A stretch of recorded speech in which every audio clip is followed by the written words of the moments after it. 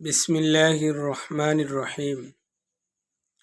সম্মানিত দর্শকবৃন্দ, আমরা সকলেই গুনাহগার। আমরা এমন কেউ নেই যে গুনাহ করি নাই। আমাদের ছোট বড় কম বেশি বিভিন্ন সময় বিভিন্ন রকমের গুনাহ হয়ে থাকে।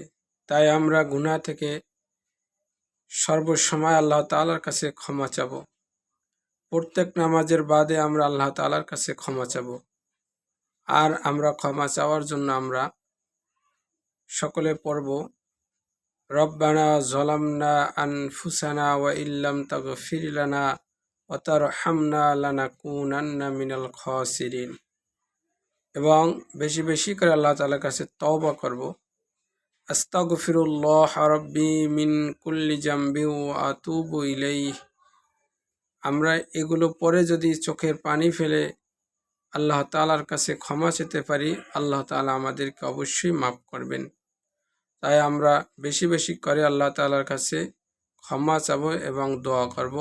আল্লাহ তাআলা আমাদের সকলকে জীবনের গুনাহগুলো মাফ করে নেককার বান্দা হিসেবে কবুল করে নিন। আমিন।